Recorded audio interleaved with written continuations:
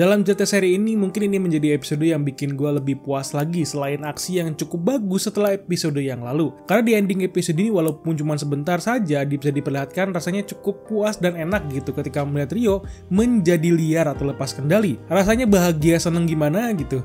Karena memang untuk si Ryo bisa lepas kendali juga kan ada alasannya yang jelas. Apalagi kita sebagai penonton sudah bisa merasakan tanda-tanda bahwa pikiran dan jiwa Haruto orang Jepang itu sudah mulai meresap dengan jiwa dan pikiran dari si Ryo, orang dunia itu. Orang isekainya atau orang fantasinya gitu maksudnya ya. Yang dimana hal itu juga menjadi sebuah acuan kenapa dia bisa lepas kendali di ending episode ini. Selamat datang di review anime, lalu yang dibahas kali ini adalah anime Serei Gensouki episode ke-7. Jika kalian melihat atau mencari review episode 5 dan 6 tidak ada, itu dikarenakan saya belum review teman-teman.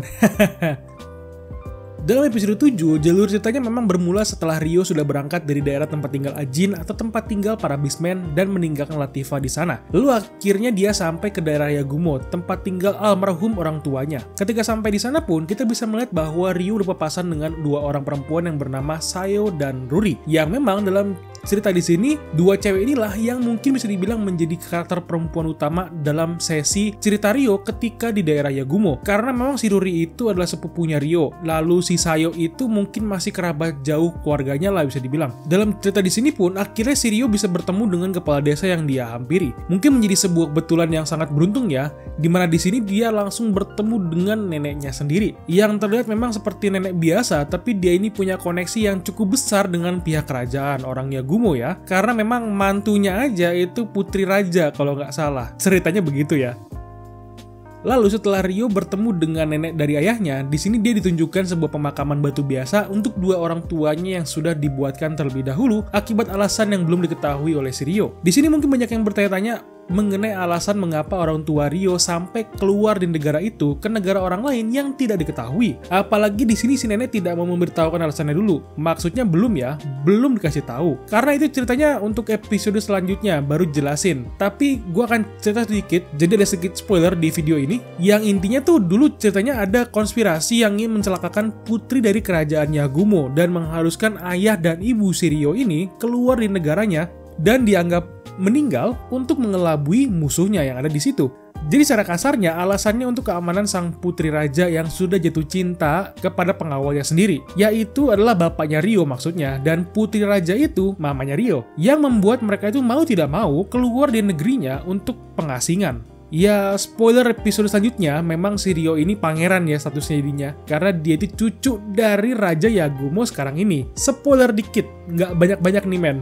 Dalam episode ini juga kita bisa melihat karakter baru seorang laki-laki yang memang berstatus sebagai kakak dari Sayo yang bernama Shin. Dimana memang seperti tipikal bocah pada umurnya sekarang ini yang memang suka untuk merendahkan segala sesuatu tanpa melihat kekuatan aslinya atau bentuk aslinya. Disinilah kita bisa melihat ketika si neneknya Ryo yang menyuruh Shin untuk membawa Ryo untuk berburu. Disitulah Shin yang berkata-kata kurang bijak dengan merendahkan si Ryo karena badannya yang terlihat kurus dan terlihat tidak pandai untuk berburu. Karena memang si Shin ini kan belum tahu nih kekuatan asli dari si Ryo itu seperti apa. Ya mau gimana ya, respon seperti ini sebenarnya memang sebuah respon yang cukup normal bagi para cowok untuk merendahkan orang lain. Apalagi ketika baru saja bertemu dengan orang baru yang bisa dianggap rival atau saingan dalam bentuk apapun. Apalagi ketika seorang anak laki-laki yang melihat ada laki-laki lain yang memiliki kemampuan atau skill yang lebih hebat darinya, terkadang itu membuat minder gitu rasanya. Makanya si Shin di sini yang belum melihat kekuatan asli si Ryo langsung saja merendahkannya. Tapi pada akhirnya kan dia kicap sendiri atau diam sendiri karena melihat keahlian Ryo dalam berburu itu cukup hebat dan bisa berburu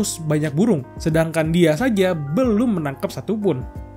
Setelah itu diselang-selang beberapa hari sudah berlalu di mana Ryo sudah mulai hidup berdampingan dengan orang-orang di desa Yagumo. Disinilah Ryo kelihatannya sudah memberikan dampak pada hidup Sayo dan Ruri ya, karena Ryo yang menggunakan kekuatan spiritnya untuk membuat tempat mandi yang terlihat mustahil banget gitu. Karena si Ryo langsung saja menciptakan sebuah tempat mandi dengan gaya modern gitu di belakang rumah neneknya, yang kalau dipakaikan logika, ini kekuatan canggih banget ya. Bisa langsung bikin bangunan secara instan. Apalagi si Ryo ini menciptakan sabun untuk dipakai saat mandi. Pada saat bersamaan, di situ gue udah berpikir, kenapa dia tidak menciptakan rumah sementara ketika berada di tengah hutan, pas lagi sama si Latifah ya? Karena kan itu kan bisa lebih mudah gitu proses untuk berkemah. Namun ketika diingat-ingat juga kan, si Ryo ini baru saja belajar kekuatan spiritual itu saat berada di hutan Ajin ya. Baru deh dia mengerti mengenai kekuatannya sekarang ini.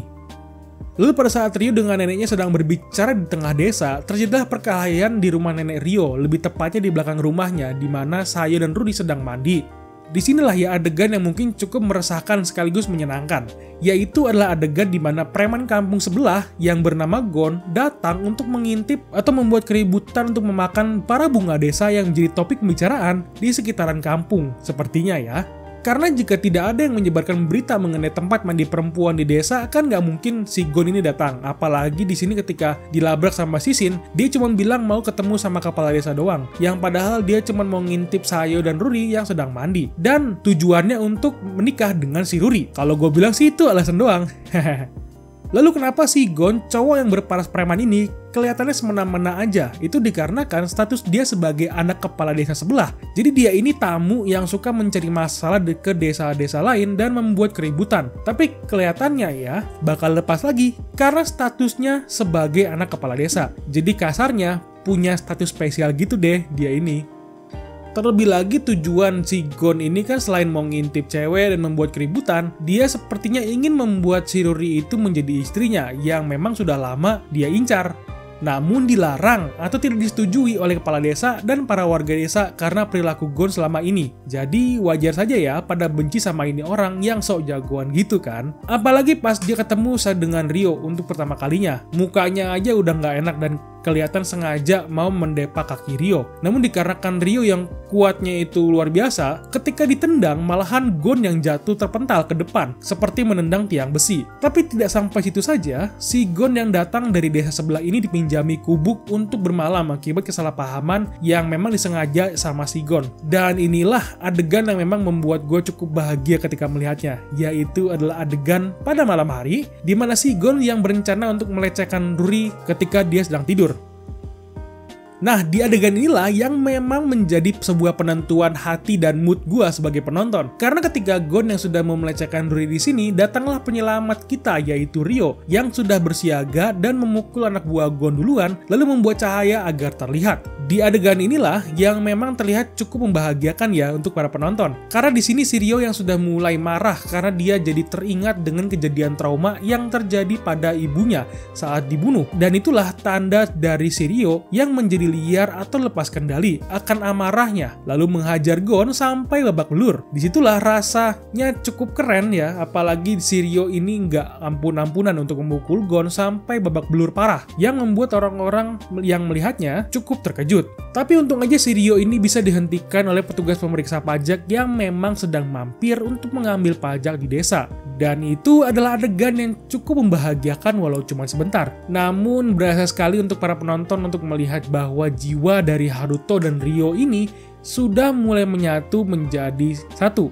Jadi bukan cuma jiwa, melainkan jiwa dan pikiran dari Haruto orang Jepang dan Ryo orang dunia lain ini sudah mulai merasuk menjadi satu. Jadi secara kasarnya, Haruto dan Ryo sepertinya sudah mulai menerima dengan keadaan mereka masing-masing yang membuat Haruto itu bisa merasakan rasa trauma yang dirasakan oleh Ryo itu sendiri. Cukup make sense sih sebenarnya ketika melihat adegan ini, karena pada akhirnya si Haruto itu harus bisa berdampingan hidup dengan jiwa atau pikiran yang ada pada si Ryo. Gitu maksud gue. Oke, itu aja pendapat gue mengenai seri Gensuki episode 7 yang sudah gue tonton. Lalu bagaimana pendapat kalian mengenai animenya? Tulis kolom komentar ya. Dan jika kalian suka dengan pembahasannya, silahkan di-like videonya dan di-subscribe channelnya. Lalu coba follow sosial media Instagram kita untuk channel ini. Sampai ketemu di video lainnya. Thank you and bye-bye.